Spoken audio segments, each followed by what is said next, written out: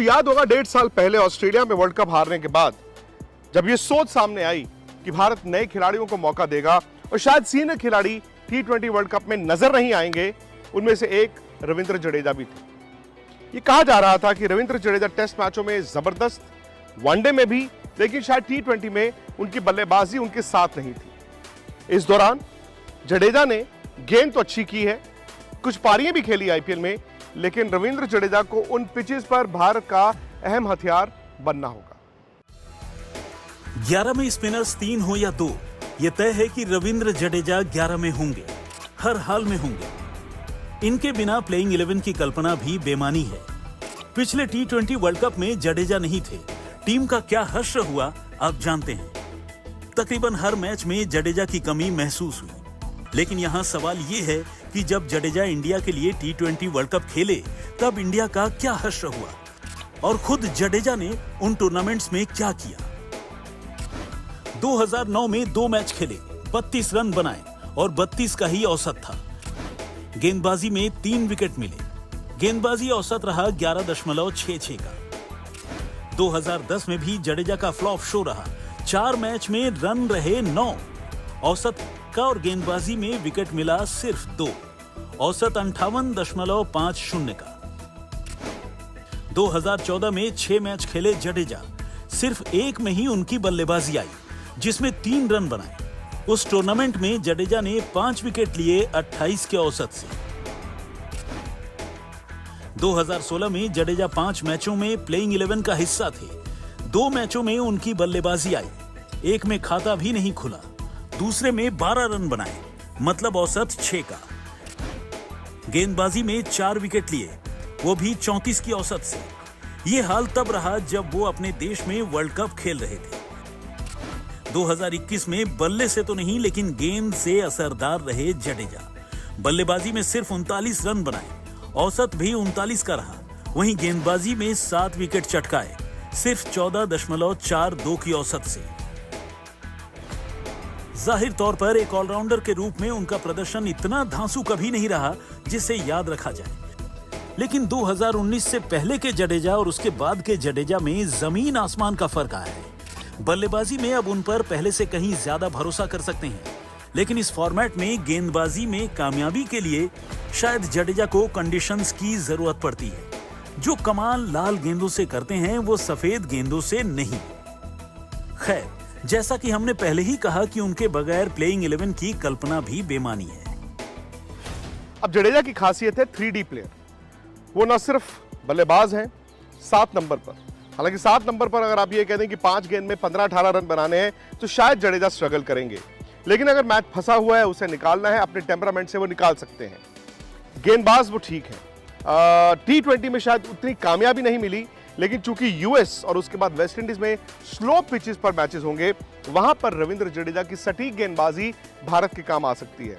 सबसे बड़ी खूबी, क्लोज मैच जीतने के लिए कभी आपको एक रनआउट मारना पड़ता है, कभी एक हाफ चांस को कैच में तब्दील करना होता है, और वो सारी की सारी खूबियां रविंद्र जडेजा में है।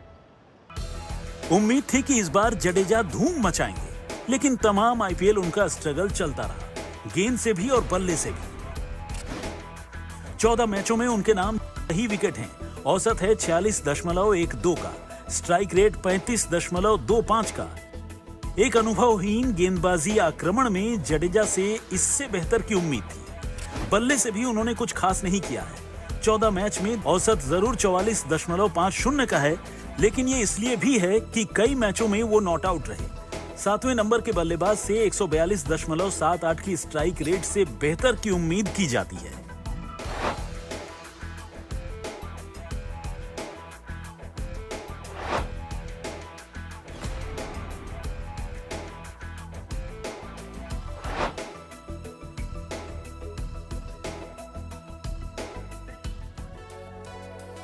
गुजरात के जामनगर में एक सामान्य परिवार में जडेजा का जन्म हुआ। जडेजा के पिता एक प्राइवेट सिक्योरिटी कंपनी में वॉचमैन थे। वो चाहते थे कि उनका बेटा फौज में जाए, लेकिन जडेजा बचपन से ही क्रिकेटर बनना चाहते थे। बेटे के दिल में जगे अरमानों को अंजाम देने के लिए उनकी मां लता उन्हें महेंद्र सिंह चौहान नाम के एक क्रिकेट कोच के पास ले गई। कोच ने जडेजा की प्रतिभा को परखा और अपने संरक्षण में ले लिया। इसके बाद जडेजा कदम दर कदम बढ़ते गए, लेकिन 2005 में एक सड़क दुर्घटना में उनकी मां का देहांत हो गया। जडेजा भीतर से टूट गए। एक वक्त जडेजा ने क्रिकेट छोड़ने का भी मन बना लिया था, लेकिन उनकी बड़ी बहन नैना ने उन्हें हौसला दिया। जडेजा संभले और फिर आगे बढ़े।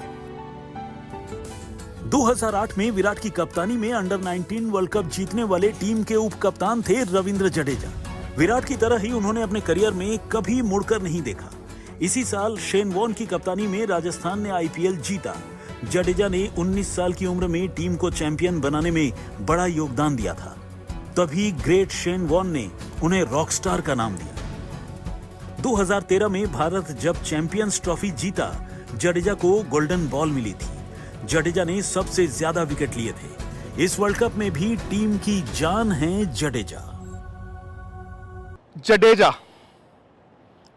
सूत्रधार, क्योंकि भारत वहां पर शायद 3 स्पिनर्स खिलाएगा। हो सकता है कुलचा की जोड़ी भी दिखे, लेकिन जडेजा की भूमिका अहम होगी।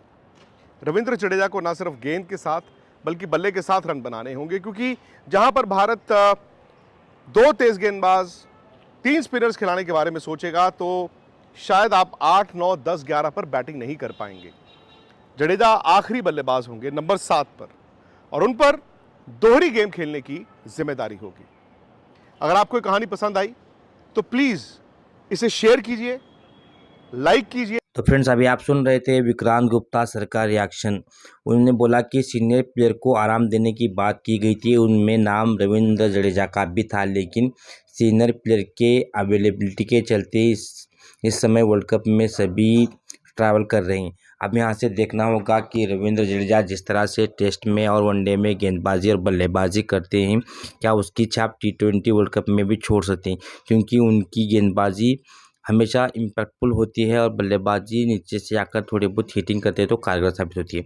वैसे तो टीम में बहुत सारे स्पिनर होने के बाद भी उन्हें टीम में डेफिनेटली 11 में जगह मिलेगी, क्योंकि वो एक बैटिंग ऑप्शन भी देते हैं। अब यहाँ से देखना ये होगा कि रविंद्र जडेजा इस बार T20 वर्ल्ड कप में भारत को जीत देकर अपनी छाप छोड़ते हैं या नहीं, क्योंकि इससे पहले जब पिछले वर्ल्ड कप में तो खेला नहीं, इससे पहले जो वर्ल्ड कप खेले थे उसमें भी वो फ्लॉप रहे थे।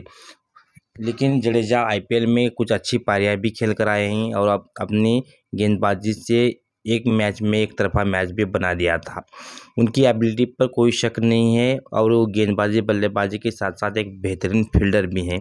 लेकिन इस वर्ल्ड कप में यहाँ पर जो स्लो पिचेस हैं वहाँ पर उनकी गेंदबाजी ज़्यादा कारगर साबित हो सकती है और बल्लेबाजी शायद उतनी इम्पैक्टफुल ना रहे, क्योंकि बल्लेबाज तो टीम में काफ़ी हैं, लेकिन जब उन्हें मौका मिलेगा तो डेफिनेटली वो अपने बल्ले से रन ज़रूर बनाएंगे और उनकी जो हार्ड हिटिंग करने की एबिलिटी नीचे से है वो भी भारत की इस वर्ल्ड कप में काम आ सकती है। गेंदबाजी उनकी जो क्विक गेंदबाजी करते हैं उससे भारत को डेफिनेटली फ़ायदा होगा, क्योंकि जहां पर पिच स्लो होती हैं और नए नए पिचें हैं और यहां पर ज़्यादा स्कोरिंग नहीं होने के चांसेस हैं, तो ज़्यादा स्पिनर को भी हेल्प मिल सकती है। और वेस्ट इंडीज़ अमेरिका में शायद स्पिनर ही ज़्यादा इम्पैक्टफुल डालेंगे।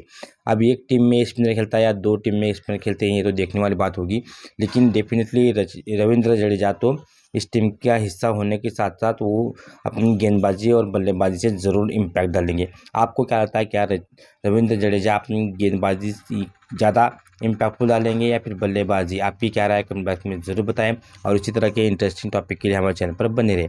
मिलते हैं नेक्स्ट वीडियो में, तब तक अपना और अपनों का ख्याल रखिए। Good bye friends.